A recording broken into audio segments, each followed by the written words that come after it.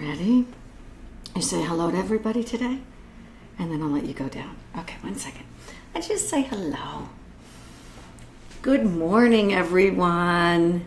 Good morning. It's Thursday. Look who I have with me. He doesn't want to stay here, do you? Yes, I love you. He doesn't want to stay with me too long. Newton, say hello to everybody on Thursday for Smart Start, August 10th. Who do we have? Yeah. No? Okay, I'm going to let you go down. Say bye, because we have to start now, okay? Here we go. Okay. And his duck. Okay. Hi, everyone. How are you? Stephanie, did you get to see Newton? Hey, Jean. Jean, did you get to see Newton? I don't know why that's such a big deal. It's just Newton, but he doesn't, I thought he was going to really like Smart Start. I really thought that he was going to be with us. Hi, Christopher. Nice that you joined. And he doesn't seem to want to be on camera. He reminds me of my husband and son. Okay. Jean, did you say anything? Good. Oh, you did see Newton, Stephanie. I'm glad. Hi, Chris. Hi, Michael Wolf. Isn't this so nice of you to join us? I've been thinking about you. Oh, good morning, Mr. Lenka. And I say Mr. Lenka because I cannot pronounce your first name, so I apologize. Jacob, you just missed Newton. He was here for a split second and just wanted no part of this anymore. Hi, Ellen. It's nice to see you here. Michael, how's your summer going? I like the new article that you wrote. Really nice. For Jill. Hi, Maggie. So I'll say all of our good mornings. I'm a little warm this morning. I don't turn the air conditioner on because it'd get too noisy. Yeah, I know you missed Newton. If I can get him back up, I will. But the air will get too noisy. But it's warmer today. Okay. Oh, Jacob, Stephanie, Michael, Maggie. Guess who walked in the room? In the proverbial room. She did. My mother. All hail the Queen. All hail the Queen. Phyllis McGinnis has joined us. Good morning. Okay, so I think I have a fun show for you today. I do. I wanted to look at, and if John Haber joins us, I'm sure he'll correct me. And I say that nicely. As I put these shows together, we usually do some theory on Thursday. So I do want to do some theory.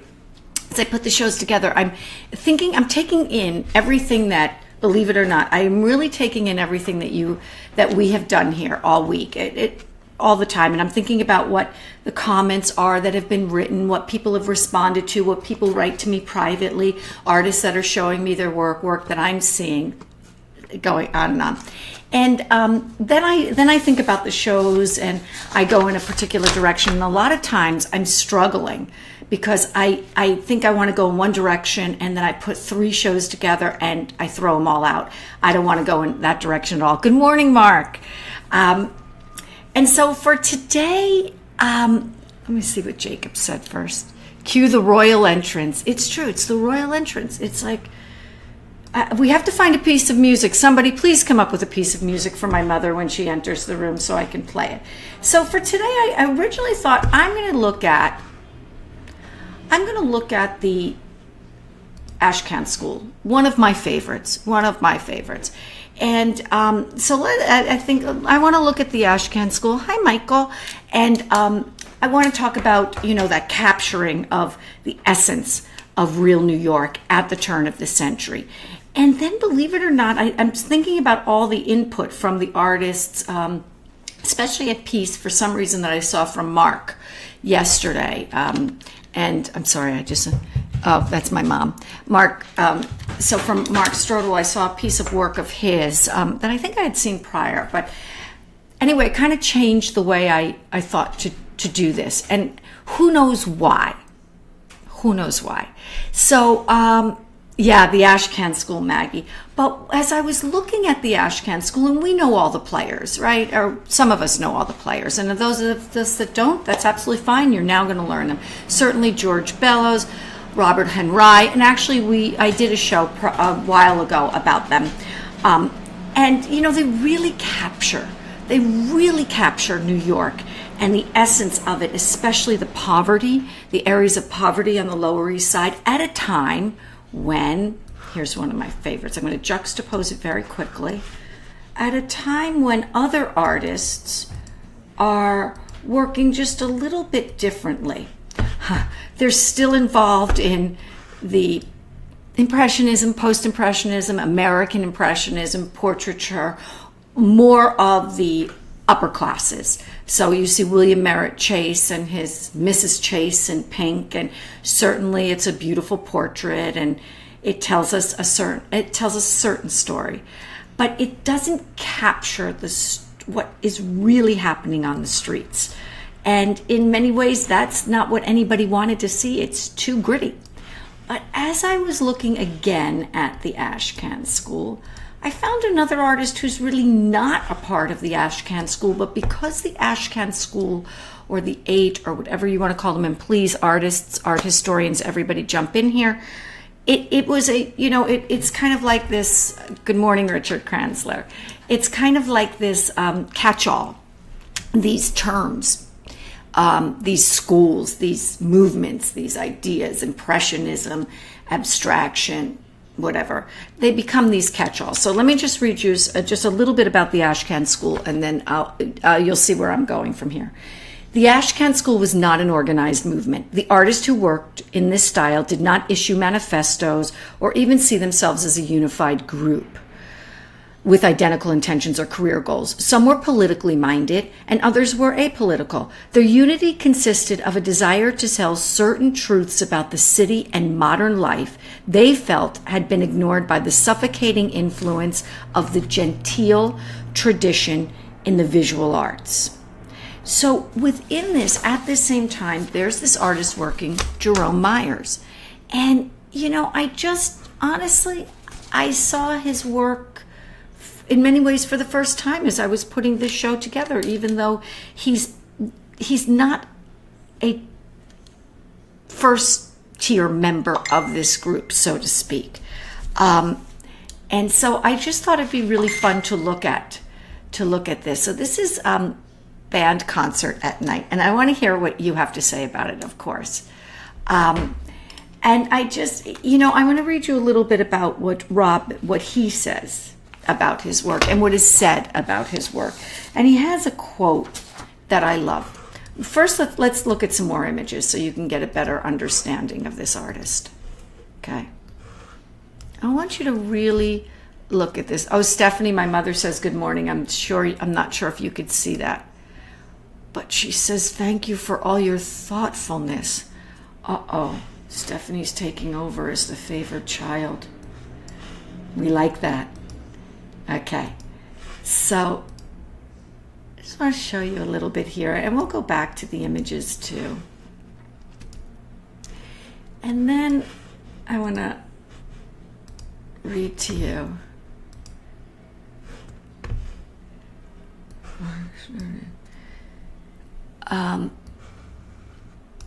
Okay, so let's look at this. He says, this is from Jerome Myers, all my life I had lived, worked, and played in the poorest streets of American cities. I knew them and their population and was one of them. Others saw ugliness and degradation there. I saw poetry and beauty. So I came back to them. I took a sporting chance of saying something out of my own experience and risking whether it was worthwhile or not. That is all an artist can do. I just think that's an amazing quote. I think it's an amazing quote in that it sums up who he is perfectly. And I find it so interesting, and I'm going to go back and read you a little bit about what's written about this particular artist. And then I want to talk to you a little bit about especially this piece. Mark, for some reason, when I saw this piece, and I will post Mark's piece that I'm talking about, when I saw this piece, Mark, it reminded me, for some reason, I had your stalactites and stalagmites in my mind, this kind of fantastical piece. And although, let's look at this together. This is considered a slice of life, right, for Jerome Myers. But is it? I don't know. There's something otherworldly about this. There's something fantastical about this. And I couldn't put my finger on it. But let me read to you a little bit about what's been written about him, okay? And please tell me what you think about this. I really want to know what you think about this, okay? So we have, for Jerome Myers, summer in Manhattan provided particular opportunities for depicting immigrant life in the urban landscape. The hot weather brought the tenement dwellers out into the streets and parks of the city. By July 1906, Myers' reputation as an artist depicting the life of the people on the Lower East Side was such that a New York Times reporter was assigned to him, beginning at 5 o'clock one morning, to observe the artist capturing likenesses of the adults at work and children at play. To walk through the East Side with Myers, the reporter noted, quote, turning off here and there to glance at some particular house or group of people, was to receive an impression of a joyous life lived in the open air for much the same reason as people live in that fashion in Europe, because their homes are not as comfortable as the streets. Good morning, Jill. Individual responses to Myers' presence, however, were grounded in cultural differences. While the residents of Italian neighborhoods viewed the artist and his activities with excitement and curiosity, those of the Jewish quarter, whose tradition often forbade the production of representational images, protested by moving away from the artist's range of vision. So I think that that's, very interesting that he is not really a part of this Ashcan school. I'm wondering if the work is feeling more commercial to them. I'm not sure.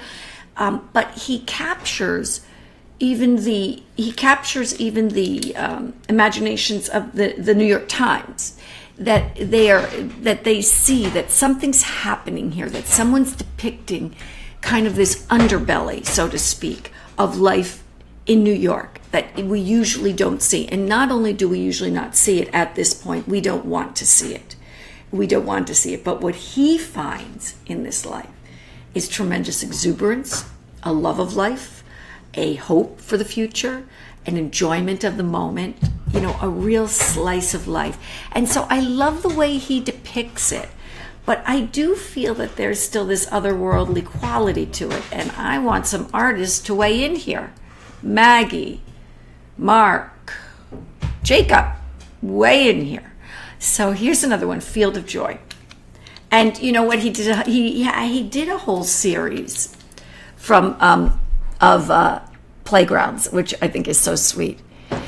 Jeremy Simpson would love these. He really would, Stephanie. And I really miss Jeremy, and I can't believe he's still blocked. Yeah, there's a magic with the light and the lanterns. I definitely have to agree with that. There's this lightness, but then also look at this. Does anybody see what I think? And this artist was very influenced by Rembrandt, but and lived in Europe and studied in Europe. Does anybody see a Pietà image in this? I do, and I was just wondering if anybody else sees that. Also, the lightness of the lanterns that Stephanie so astutely speaks of. Look at the kids in the trees. They're girls, and they're climbing these trees. Good morning, Antoine. Good morning, Alvise and Jono. They're climbing these trees. No one seems to be particularly worried about much of anything. Oh, good. Mark has weighed in. Yeah, there is little that I can comment on these pastimes yet. They do seem quite ideal and removed from reality. Yeah, I feel that too, Mark. I feel like there is, although he became known for his slice of life reality, so much so I'm going to tell you in a little bit. I'll read you something else. But there's something here that is almost surreal. Like there's a surrealism. The girls in the trees, the children are wearing beautiful clothing, and I'm sure children did dress a certain way back then in a way that we don't. But again, he's looking at, quote unquote, the masses. So let's look some more. And my mother, Phyllis, what do you have to say about this? Playground painting. The playground paintings. So much fun. Look at these kids. Look at the kids on the seesaw. Oh my God. So much fun. Just beautiful. I love the white. His treatment to white in the tent covers and the white on the girls. I mean, truly. Maggie says, the stoop congregating, yeah, there evokes such a bridge between old and new.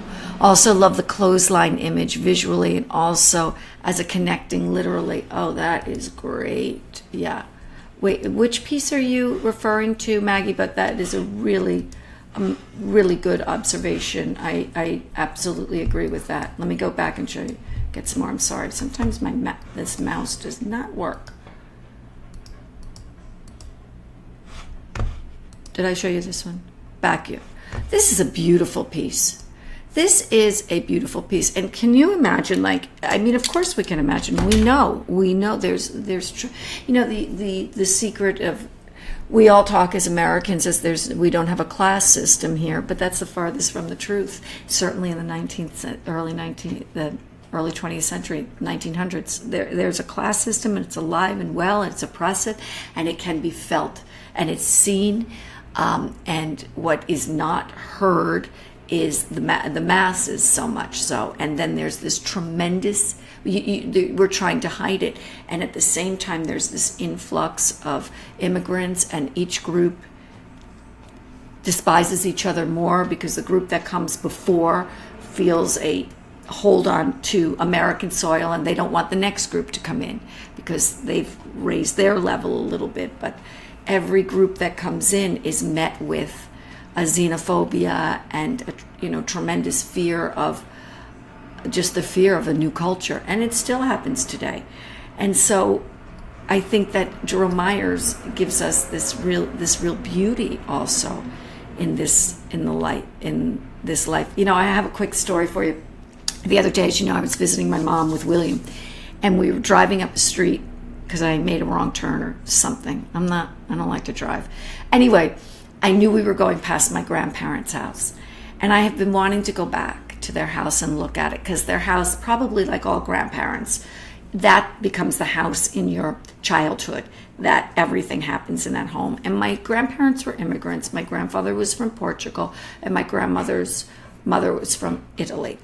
And it was a typical immigrant household.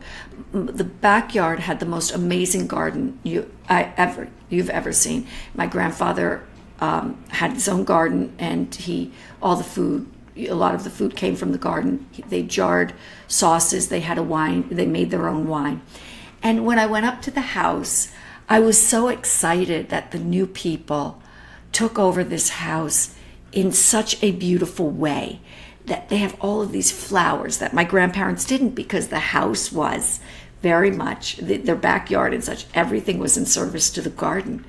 And the new people put in grass and more trees, and they took it to where they are now. So it was once this immigrant home of my grandparents, and you could feel the roots, honestly, just sinking into the soil of what it is to be cross-cultural and becoming American, and now to see it again, just flourishing with all these flowers and beautiful trees of a next generation. It felt so good to me. I really loved it. I want to show you this piece, Street Group. Street Group becomes an interesting piece because it sells to the Met. So Jerome Myers has in his own lifetime, he's becoming a very well-respected artist who sells to museums. My mother says the playground piece reminds me of when you were small children, all the fun we had at playgrounds and parks. Love those days. It truly does. It truly does. It reminds me of that too, Mom. We had such a great time. My mother was the greatest mother you have ever met. She played with every kid. In fact, kids would come to the front door, knock on the door, and say to my brother or to my father, to my brother, "Can your mom come out and play?" I swear to you, it was Jacob on the first of all, she could play baseball. She could hit the ball over the fence and have a home run. It was amazing. She was so strong that the boys would come and arm wrestle her. She always won. She was just amazing. And yet the house was beautiful. We had a beautiful yard. She mowed the lawn. She did everything. She was the quintessential queen, truly, but not like a queen that just sits and does nothing. Okay. Did we see Fields of Joy? So I want to show you this. Okay, we saw William Merritt Chase. You know what started all this really in many ways? This real taste of, wait, what does Maggie say? And Stephanie loves it. I'm sorry. I've always loved how, because of their joy and appreciation for their new life, that life felt wonderful and beautiful. Yeah, I agree with that. Let me go back, because I do agree with that. That when you have a joy of life and a joy of living, the circumstances, of course, are difficult circumstances. I do a lot of work in, I guess, what we call underserved neighborhoods, but I don't like that term. And the reason I don't like that term is because the kids that I work with don't like that term. And you know why they don't like that term? And it speaks to what Maggie's saying. It's because they don't feel underserved. They don't want to view themselves as underserved. They don't want to view themselves as victims. Even with all this talk we hear politically, that, people want to stay on welfare, or people are bilking the system, whatever. People don't want to feel that way. They don't. I'm sure there are some people that do that, but the people that I work with, the children that I work with in these neighborhoods, you can't, first of all, imagine how great these neighborhoods are. They're just the fun, the excitement, just jumping rope, playing double dutch, running in the streets. There's just such life and excitement, and I just love it. And I think that, Maggie, you bring up such an amazing point. Hi, Ron. Good morning. And that is that the sheer love of life. The sheer love of life. It could be so exuberant that it just, you see it. And I think that Jerome Myers captured it in such an amazing way. Yes, and Mark is correct. For me, the Ashcan was a revolt against the pristine beauty of the Impressionists. Yes. Art Nouveau lines back to the reality as they encountered in the real hard streets. Yes, I absolutely agree with you. And so what I was saying before, Mark, is where it started was with Jacob Riis. And he is a photographer who goes into the Lower East Side. And for the first time, we're seeing photographs of the way people are living. And it's disturbing work. It's disturbing. And he writes a book, How the Other Half Lives, Studies Among the Tenements of New York. And, the tenements are not, here's a juxtaposition. We're just talking about this love of life and this exuberance of life. And then we look at something like this in the tenements of New York, which is harrowing. But at the same time, people managed to fulfill their dreams and move themselves up. I mean, that kind of grit in this city was always welcoming. This city, where Massachusetts was built on Puritans and a religious freedom, New York City was never about a religious freedom. It was always about coming here and having a better life, and no one ever cared really what your background was. Will you come here and work hard and create a better life? And yeah, you like the Jacob Riis, and so that's the New York that Jacob Riis found himself in. That's the New York that let me just get this for you, that Jerome Myers embraced and depicted. And I think it's to have this beauty. So I wanted to say to you also that he says, let me go back to the tambourine. And, I realize these shows are getting longer and longer because I feel like everybody wants to, well, whoever wants to stay gets to stay, and whoever has to leave can leave, obviously. But I'm here as long as you are here. The bravery of the immigrants to find their American dream. Stephanie, oh my God, the incredible bravery that brings people here, that says, yes, I have to find something better, and I will sacrifice my generation for my children and my children's children. That's knowingly sacrificing yourself for your offspring, because you know you're not leaving, you're living a pleasant life as you're building it. It's just amazing. And that these artists capture that, especially Jerome Myers. So in the tambourine, it says, the painting by Mr. Myers is a group of women standing talking in a somber street, the children playing about them. Myers considers it typical of his work and says it is the sort of scene he most enjoys to paint. Old streets, old houses, and the people who live in them. I'm trying to catch the New York that is passing. I painted that down on Delancey Street 7 or 8 years ago, and already the scene has changed in spirit. I want to get it before it's gone. And New York is constantly, these neighborhoods are changing constantly. What was once an Italian neighborhood on the Lower East Side is no longer that, and hasn't been for a long time. Chinatown expanded. What was once the Lower East Side, the Jewish section, is no longer that. The Jews who came here, made money, did well, moved out to Long Island, moved to the Upper East Side, moved to Westchester. And so now we have a new group of immigrants, but they're not coming to New York City proper anymore necessarily, or Manhattan, because it's now too expensive. All these neighborhoods have gentrified. I do think that one writer captures the mood of all. Oh wait, I want to show you this first. This was the first painting that the Met had purchased, Mission Tent, of Jerome Myers. So they purchased 2 paintings of his in his lifetime while he was a young man. And it afforded him the opportunity to move out of his studio on 14th Street and into Carnegie Hall. They're in the Carnegie Hall buildings, they're artist studios. And he made enough money by painting, by being out there on the streets. And that's a huge success story for an artist, enormous. And while I was thinking of all of this, of course, could not really think about New York and loving this city without Whitman's Leaves of Grass.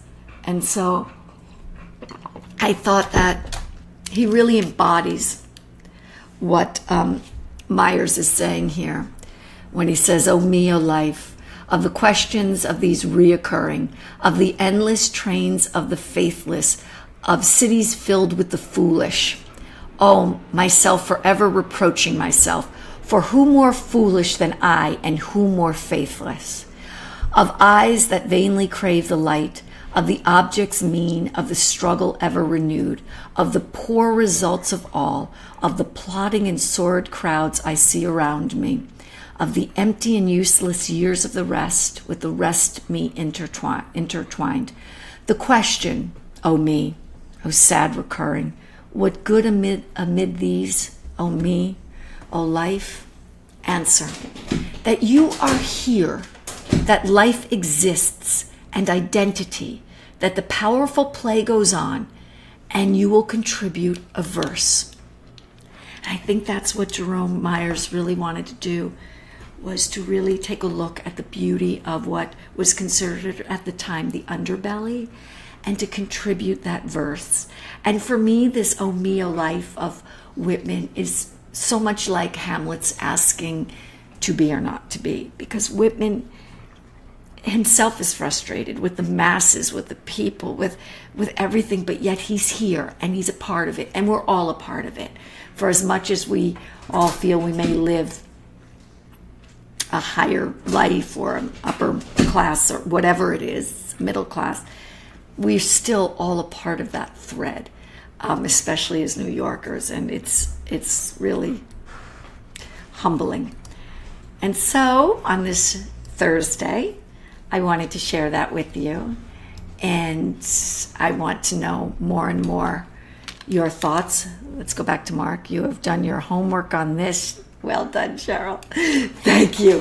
When I was in school, I always did my homework. Oh my God, in college especially, I was the biggest nerd you ever met. So thank you for that, Mark. That's one of my favorites. I really always try with every show with every segment to really give you a slice.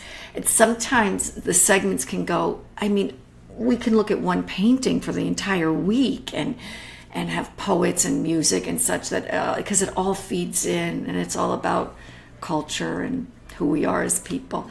It's so, but thank you for that. I want you all to have a wonderful Thursday on this August 10th.